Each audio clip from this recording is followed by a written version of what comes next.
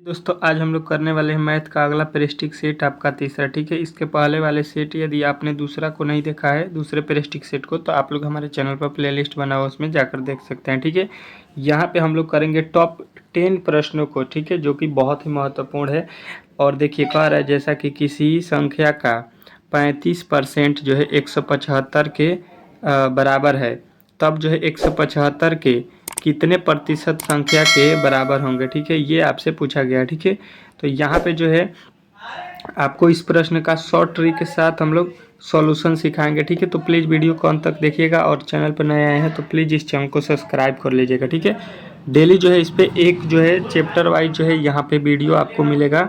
ठीक है, यहाँ पे आपका पहला जो है प्रश्न आ चुका है। ठीक है, देखिएगा कह रहा है किसी धनराशि पर 4% वार्षिक ब्याज की दर से 2 वर्षों के साधारण ब्याज तथा चक्रवृद्धि ब्याज के अंतर 4 है, तो वह धनराशि जो है आपको ज्ञात करना है। ठीक है, अब देखिए इसको जो है सरल तरीके से हम लोग किस प्रकार बनाएंगे, आपको अच्छे तरीके से यहाँ पे ध्यान देना है। ठीक है, देखिए सबसे पहले करना क्या है, इसको यहाँ पे देखिए अच्छे तरीके से आपको एक सूत्र याद रखना है।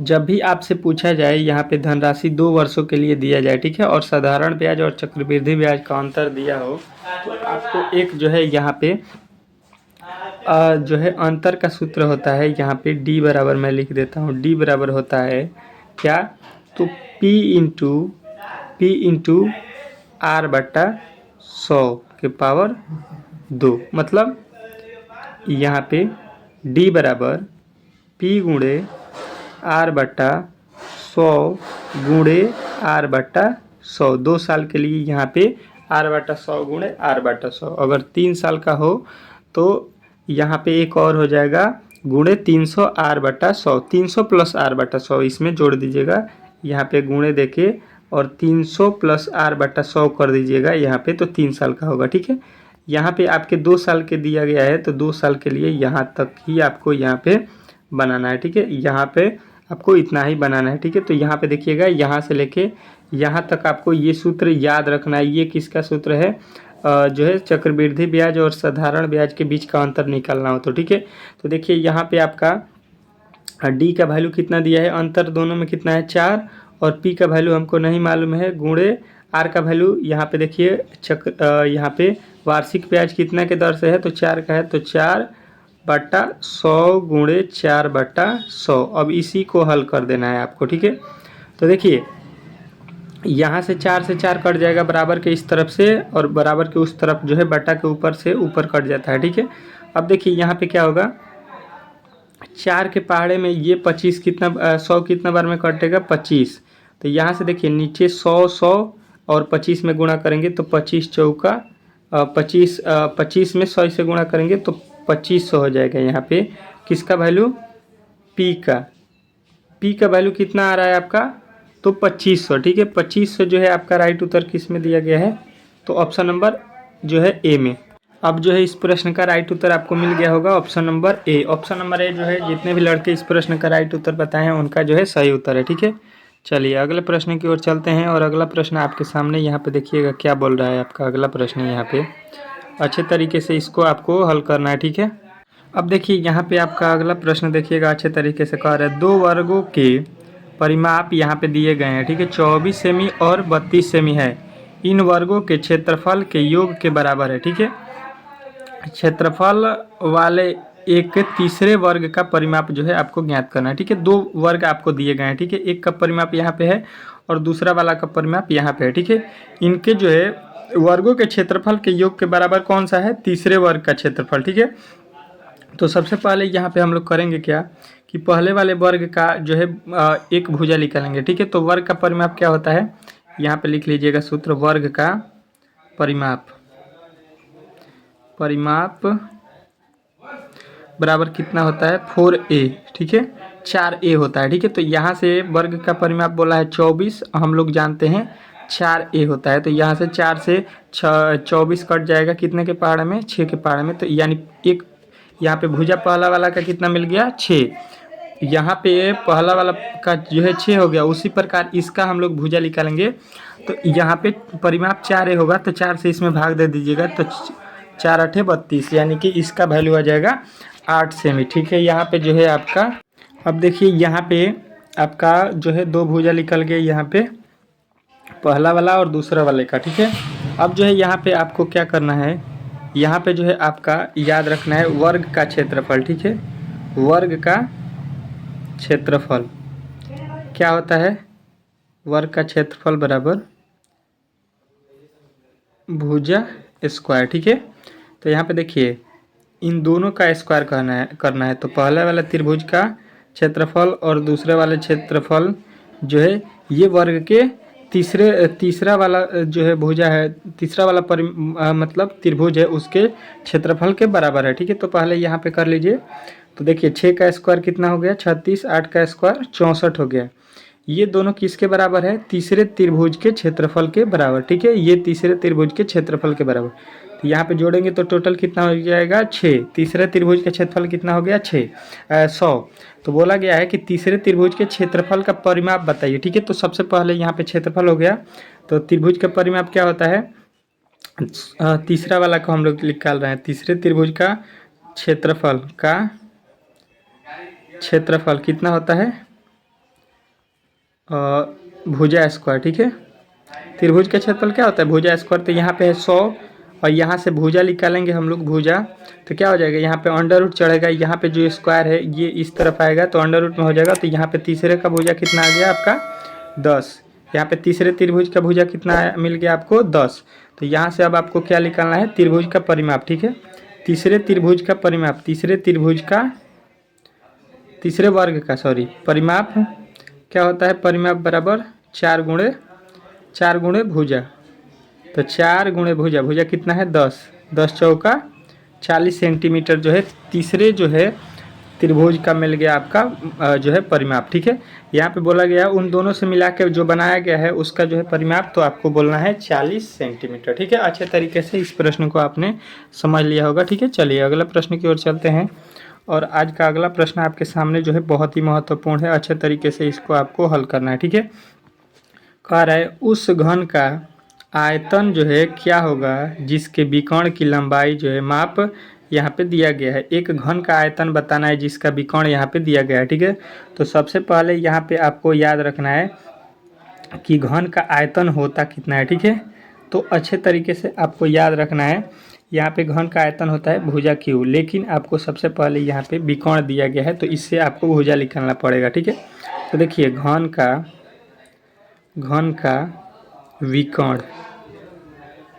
का विकर्ण बराबर सूत्र होता है, घन का विकर्ण √3a, मतलब 3 गुणे भुजा होता है। एक मतलब भुजा होता है। अब ये बोल रहा है 4√3 है, हमको मालूम है √3 गुणे भुजा बोलिए चाहे ए बोलिए, बात एक ही है, ठीक है। हम भुजा लिख देते हैं, यहाँ पे ए लिखिए चाहे भुजा लिखिए, भुजा को ए से संकेत है, ठीक है। तो यहाँ से देखिए √3 से √3 बराबर के इस तरफ उस तरफ कट जाता है, ठीक है।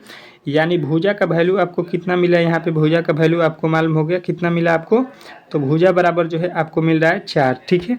यानी जो है आपका घन का जो है भुजा कितना आ गया, घन का भुजा मतलब ए बराबर घन का भुजा मिल गया 4। अब बोला गया है कि घन का आयतन निकालें, तो घन का आयतन बराबर लिखिए घन का आयतन, ठीक है। घन का आयतन इक्वल टू क्या होता है, भुजा क्यू। घन का आयतन कितना होता है, भुजा क्यू। अब देखिए भुजा कितना दी है 4 का क्यू, तो 4 का क्यू कितना होता है, 4 चौक मतलब 4 कितना बार 4 बार, 4 चौका 16 चौका 64 हो गया, ठीक है।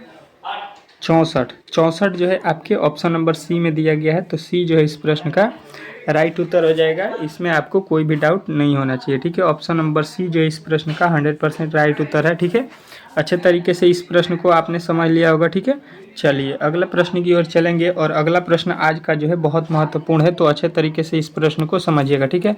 और अगर ये वीडियो आपको अच्छे तरीके से समझ में आ रहा है तो प्लीज़ इस वीडियो को एक बार लाइक कर दीजिएगा, और चैनल पर नए आए हैं तो प्लीज़ चैनल को सब्सक्राइब कर लीजिएगा, ठीक है। चलिए आज का अगला प्रश्न आपके सामने यहाँ पे देखिएगा दिया गया है आज। अब देखिए यहाँ पे आपका अगला प्रश्न क्या बोला गया है कि एक समचतुर्भुज के विकर्ण यहाँ पे दिया गया है 32 सेमी तथा 24 सेमी है, ठीक है। इसके समचतुर्भुज के जो है आपको परिमाप बताना है, ठीक है। समचतुर्भुज आपको मैं इस प्रकार बता देता हूँ इस प्रकार के समचतुर्भुज होता है, इसका जो है विकोण आपको यहाँ पे दिया गया है। ठीक है, 2 ठो विकोण होता है, एक ठो है 32, एक ठो है यहाँ पे आपका 24। ठीक है, तो यहाँ पे आपको क्या बताना है, समचतुर्भुज का परिमाप। यहाँ पे चारों भुजाओं को जो है जोड़ के बता देना है कि इसका परिमाप कितना होगा। ठीक है, तो सबसे पहले इसकी भुजा निकालेंगे। ठीक है, तब जाके इसका परिमाप लिख लेगा। ठीक है, तो सबसे पहले इसका सूत्र याद रखना है आपको कि समचतुर्भुज की भुजा बराबर, यहाँ पे लिख देता हूँ, सम चतुर्भुज की भुजा बराबर सूत्र क्या होता है, under root d1/2 square plus d2/2 का होल स्क्वायर। ठीक है, आपको अच्छे तरीके से यहाँ पे याद रखना है। मतलब क्या होता है, यहाँ पे d का मतलब क्या है, d का मतलब होता है, d का मतलब लिख देता हूँ विकोण। ठीक है, d का मतलब क्या होता है, विकोण। ठीक है, d मतलब क्या होता है, विकोण। d1 का मतलब ये d1 का वैल्यू है और ये d2 का वैल्यू है। d1 मतलब पहला विकोण, d2 मतलब दूसरा विकोण। ठीक है, यहाँ पे वैल्यू रख दीजिए और इसको हल कर दीजिए। ठीक है, d1 का मतलब क्या हो गया आपका 32, यहाँ पे 32/2 का होल स्क्वायर लिखिए, प्लस यहाँ पे कितना है 24/2 का होल स्क्वायर। ठीक है, अब देखिए यहाँ से कटेगा तो 16 हो जाएगा, यहाँ से कटेगा तो 12, तो 16 का स्क्वायर अब आपको कर देना है। ठीक है, यहाँ पे कितना 16 का स्क्वायर कितना होता है, 16 का स्क्वायर 256 प्लस यहाँ पे 12 का स्क्वायर 144। ठीक है, अब सबको जोड़ दीजिए, यहाँ पे तो हो जाएगा कितना, यहाँ पे हो जाएगा आपका 400। ठीक है, यहाँ पे 144 256 कितना हो जाएगा 400। ठीक है, यहाँ पे आपका वैल्यू कितना मिला 400। ठीक है, तो अंडर रूट में कितना हो जाएगा 400। ये क्या निकाल रहे हैं, तो भुजा ए, मतलब समचतुर्भुज की एक भुजा निकाल रहे हैं।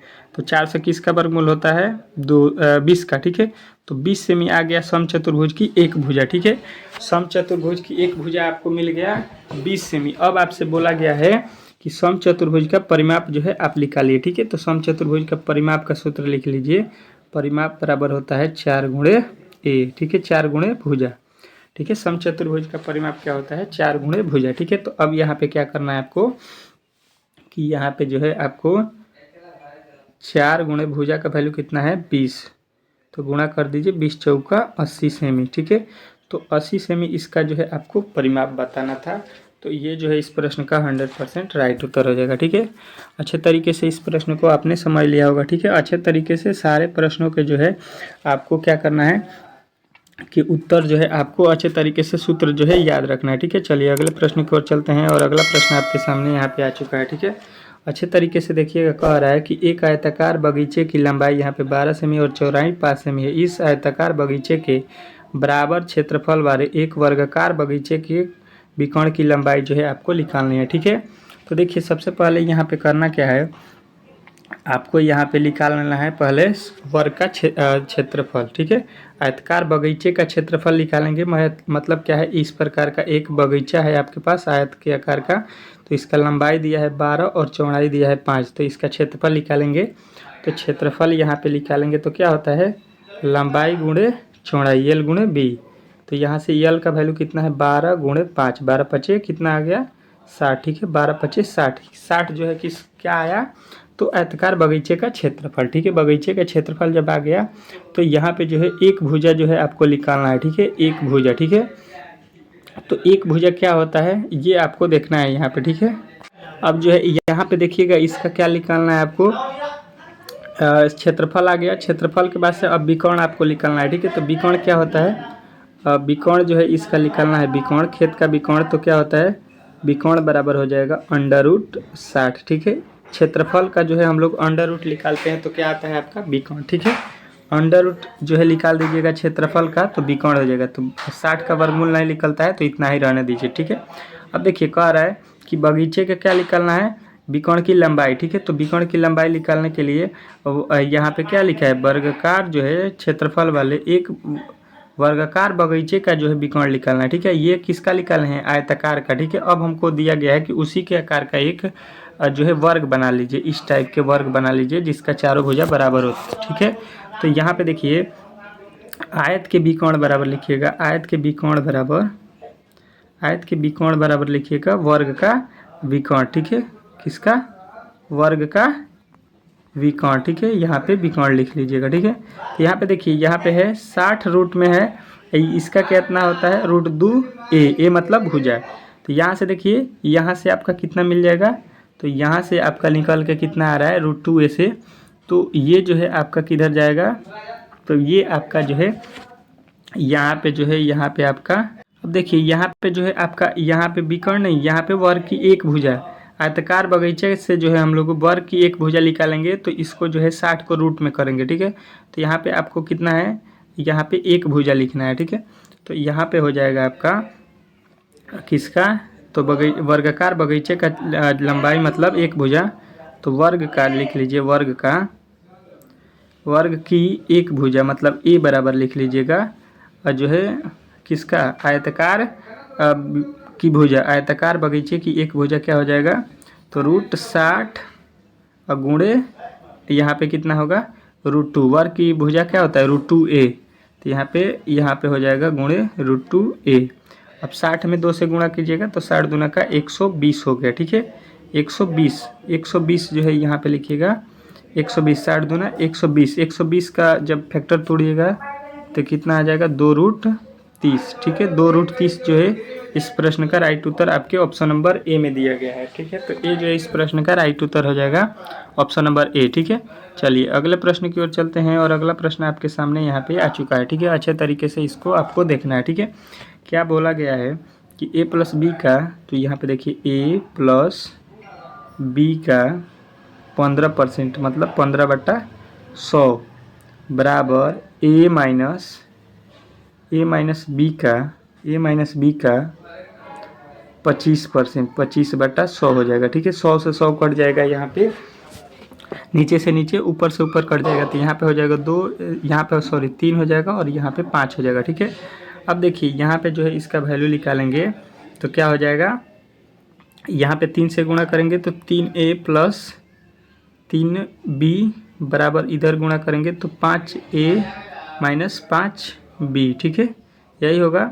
अब देखिए यहाँ से a और b की वैल्यू निकालना है, तो अच्छे तरीके से यहाँ पे देखिए, यहाँ पे जो है आपके a को इस तरफ लाते हैं और b को इस तरफ, तो 3b इधर लिख लेते हैं, और यहाँ पे -b है तो इधर आएगा तो प्लस का 5b हो जाएगा, बराबर इधर है 5a, और यहाँ से a वाला वैल्यू इधर जाएगा तो माइनस का 2b हो जाएगा, ये 2a हो जाएगा, ये वाला वैल्यू इधर आ गया। तो यहाँ पे देखिए 5 3 8 भी हो जाएगा, यहाँ पे 3 में से 2 जाएगा, 5 में से 2 जाएगा, 3 हो जाएगा, 3a बराबर 8b, 3a बराबर कितना आ गया, 3a बराबर आपका आ गया 8b, ठीक है। अब यहाँ पे देखिए 3a बराबर 8b हो गया आपका।